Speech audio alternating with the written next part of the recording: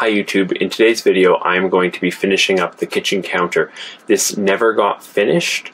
My brother cut me this really beautiful slab of fir for the countertop, and that's what I've been using.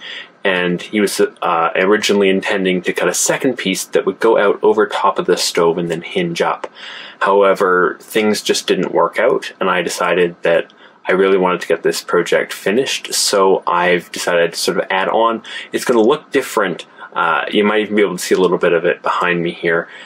It's not going to match, but hopefully it complements the look that I have going on in the kitchen pretty well. The other thing that I'm going to do in this video is I'm going to add a backsplash that's really needed right by the stove, and I've had a plan for it for a really long time. When I made my penny hearth, I made a lot of allusions to that. So without any more ado, I'm going to get into doing both those projects.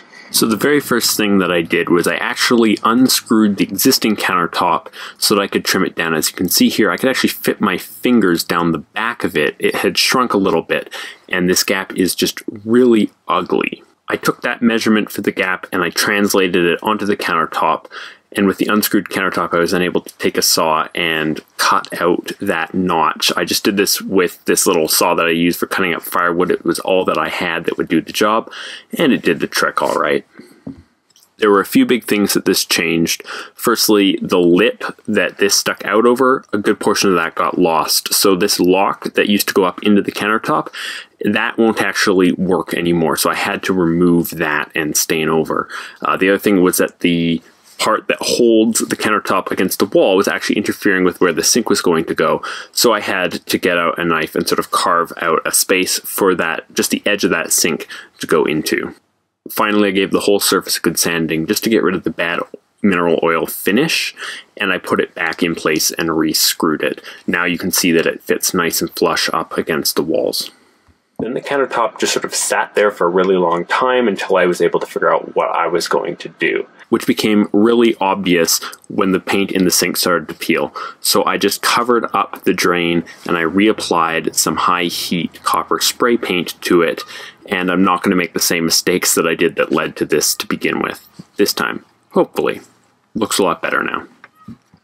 This is what I was left with, and I knew that I wouldn't be able to get a matching look, so instead I decided to make a butcher block style counter out of 2x2. I started by trimming down some pieces that were the length that I needed. This gave me a good basis. Then I made a plan to find out exactly how much 2x2s I would need for this, and I cut out as many as I needed. I figured I needed 15 slices of 2x2s to make this counter. 3 of those would go all the way across next to the wall, and the other 12 would be part of the hinging and the rest of the counter. Now, part of this is going to actually be moved. It's going to be on a hinge and swivel up over the stove. So I cut 2 pieces of threaded rod, drilled holes through all of the pieces except for the very front one. Now, the 2 pieces of 2x2 on either end, I drilled a wider hole in. This is so that I could actually recess the nut and washer that holds this whole thing together. Here's a good look at how this whole thing is going to assemble. Putting through those threaded rods, I made sure to give it a little bit of wiggle room so that I could adjust and make sure that they all fit together nicely. Once I knew that this was all going to fit together and I sort of did a dry run, I took it all apart, and just the front 2 pieces, I put the threaded rod through, and then I screwed in from the top, putting wood glue in between the second piece to the top piece. This is so that the front of this 2x2 isn't going to show the really ugly threaded rod, and it won't show any screws or anything like that either. Then I went ahead and put on all the normal pieces just with glue. When the end one was in place, I tightened it all with the threaded rod. This stuck out a little bit, so I actually had to take my hacksaw and actually cut off a little bit, but you won't see this side of it. This is going to make a little bit more sense once you see it assembled, but I actually cut off 3 inches from this. Now, 3 of these pieces weren't long enough, so I actually had to cut out some more 3-inch pieces to add into this, and then I screwed them all together using pocket holes on the underside to create one solid piece. After this, I trimmed that down and I stained it all sort of just a color that I liked that I had. It doesn't match the other one, but I think it still works, and let it dry. Here's what the dry fitting of those 2 pieces looked like. Now, to actually attach them, I basically hammered in some little finishing nails upside down, point up, and then I used a rubber mallet to pound the pieces back down on top. And for this purpose, it seems to work perfectly fine. The part with the threaded rods will fit over the stove like this. Now, something that was really important to me was that this is a wood countertop. If it goes down on top of my propane burner when it's still hot, that's a fire risk. It can char the wood and just make it look ugly. So I took a sheet of aluminum, same thing that I've used for the heat shield and everything else in the van, and I spray painted it copper. This is with high heat spray paint. This is what this is designed for. It's actually supposed to go on barbecues. So I've put this right on top of the wood, and this should just add some extra protection if I do something stupid, like put it down right after using the burner, or God forbid, with the burner on. Now, it does stay up on its own, but one thing that I wanted to do to make sure that this stays in place, maybe for whatever reason, the van rocks and it goes down, and I want it going down on a burner, so I've installed a little catch where it can actually hold itself upright, and I can use it without fearing that it will fall down. It was at this point that I realized that I'd made a mistake. This doesn't come out far enough. It doesn't go over the stove. There's this gap here in the corner. Basically, 2x2s are not 1.5 inches. They're slightly less, and that adds up when you have 15 of them. I actually needed 16. So I just took a saw and I cut away the little bit of bark here so that I could fit a second piece in that I glued that adds on to that. Now, the part that goes over the stove, I did one screw right where the little hardware latch is, and then I used these little copper nails through the face. It sort of meant that all the time that I put into making sure that the threaded rods didn't show didn't matter, but that's just a mistake that I'll have to live with. So just as soon as I'd got it all assembled, I actually just took the hardware off because I want to epoxy this counter. I've been using mineral oil. It didn't work out. Basically, I've had to sand this thing down like crazy, the countertop, because the mineral oil just, you have to apply it so often, and it just, even then, stains get through and stuff. So the wood isn't perfect. I wish I'd done this to begin with, but I really wanted to go natural with this, but it wasn't working out. So I'm going to keep the cutting board the same. That will be mineral oil because obviously I don't want to be using epoxy in my food, but I'm going to epoxy the counter. So the epoxy made a real big mess, and I had to basically shut down my house for 24 hours. I kind of had to like gingerly step through all the stuff on my floor around, you know, piles of stuff to get into bed, and I was so happy that this stuff cured quickly, and I got a really good deal on this. Epoxy's not cheap. This only cost me like 36 bucks, I think it was, Canadian. I'll leave a link down to where I got it on Amazon. That was the cheapest place that I could find to buy epoxy. It cured to like the next morning when I got up, I could sort of touch the counter, and while it wasn't completely hard, it wasn't moving anymore, but you could sort of like, it would leave a fingerprint kind of, but other than that, it was hard. And today when I came back after school, it was hard as a rock, which is perfect. So that meant that I could reattach the hardware and get it moving there. I had a lot of sanding to do around the edges to sort of where it had dripped down, those drips had congealed. And then I found a really bad issue. Where the two pieces of counter meet, I was hoping that that would get filled with epoxy. Instead, what happened, and I didn't think about it, was that the epoxy just fell through and dripped down into the cabinet. And I thought, if anything drips down there, it's fine, there's nothing under there. But the drawer slides actually were right underneath of that crack, and that led to a really bad problem where all of my drawers were glued shut. They were epoxied shut.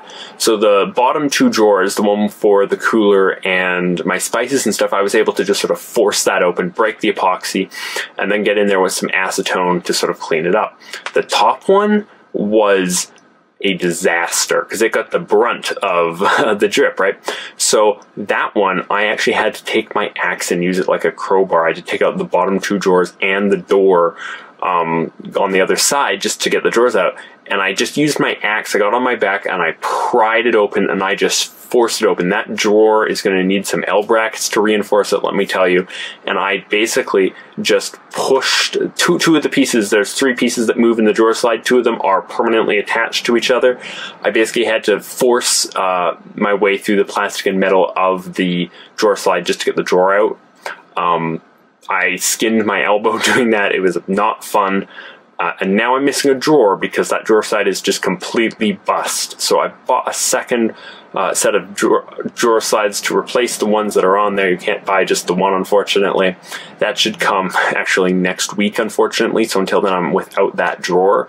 That kind of sucks, but I can live without that until that one comes. So just, that's sort of a lesson that I learned, and it's going to cost me some money, is just epoxy gets everywhere. So just try, next time I'm going to try and find every possible place that it can go, remove anything that moves or could possibly be an issue, and get rid of that. Although hopefully there isn't a next time. I don't really have any more projects that will need the epoxy. So yeah, that's that. Okay, so I've just taken out the old slide and installed this new one. It came really fast, much faster than Amazon said it was, so that's really good news for me. I'm going to try and fit the drawer in there now. As you can see, I've fixed the drawer. This slide here is working perfectly. I did need to chip away some more epoxy to get it to work, but it's finally in position. There is some epoxy here and here that's on the bottom. This isn't coming off. I can't really get it up. I don't see any way of doing that, so it's just going to stay there. It's not harming anything back there, I don't think. So now I'm going to talk about the Penny backsplash. This is something I've been really excited about for a long time. I'm so glad I finally have it. This was a really simple thing. If you've seen my Penny Hearth video, you'll know all about how I made this. So I'm going to leave a link to that down below if anyone's interested. That's also how you get the sort of green-blue pennies. That's just salt and vinegar. I go into a little bit more depth in that video. So if you want to know more about that, you can check it out. So basically what I did was I made a aluminum sheet, and then I just cut that out to the size that I wanted. I spray painted it copper. Then I glued all the pennies in place in the pattern that I wanted on top. Now when I did the Penny Hearth, I used a hard epoxy. It's actually very similar to what I used to do the countertop, but in a smaller version that is sort of in a syringe that Gorilla sells.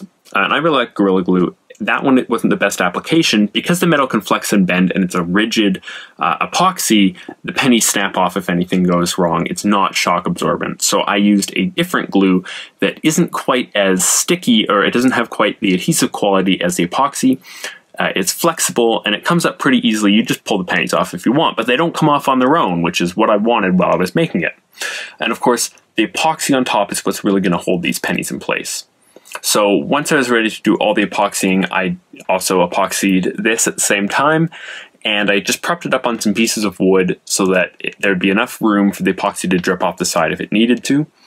And I didn't really video much of the epoxy stuff because that was just super messy, but once it was dry, I went ahead and I drilled holes through some of the pennies so that I'd be able to put screws through to mount it. And then I used the screws that I had sort of painted copper to match to attach that to the wall behind. Now, I'm so happy with the backsplash. I actually really like it.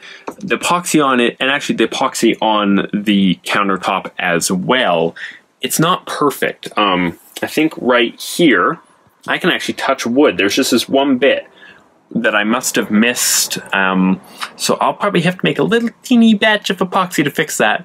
You know, there are some bubbles, some imperfections. That's sort of to be expected when I'm just sort of learning how to do this stuff and DIY it myself. I'm totally okay with it.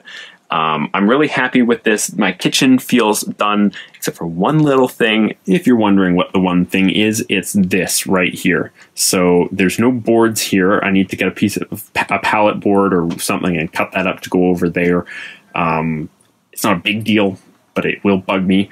And then right in here, you can see right into the stove. So I've got to find some solution for that as well. Perhaps I'll go with a copper piece without the pennies to go in there. Okay, so I figured I'd just get this out of the way, and I actually found a really convenient pallet that was all broken up, so I was able to get these pallet boards really simple and put them along here to finish off this wall. In the corner over here, it looks really ugly. I tried to take this 2x2 and move it back. I did this months and months and months ago, and turns out I can't actually do that, so it looks ugly. So I'm going to try and cover it up with wood filler and match this stain. So here's the first layer in. That'll dry and crack up, and a second one will have to be applied. I'm all done with the wood filler and staining on the side. I decided to also stain the thin bit of palette going down the edge there next to the white painted wall, just because it was already a darker piece of wood, and it was looking like that was sort of how it was intended to look, so I just finished the job. I absolutely forgot to mention this one last thing. I ran a bead of silicone all the way around the backsplash and the wall, just so that dust and water and stuff can't drip down. And I also filled in that gap where all the epoxy spilled through with the same sort of silicone. I always add a little bit of epoxy on top to make it even. The functionality, just this thing right here. Oh, I love this, having this extra counter space. Now, a lot of the time I will have a pot there, so I won't be able to do that. But there are a lot of times where I just was cooking something and I needed more counter space, and I'd put things on the stove and they'd fall. It was just not a good situation. This is a really good solution to that.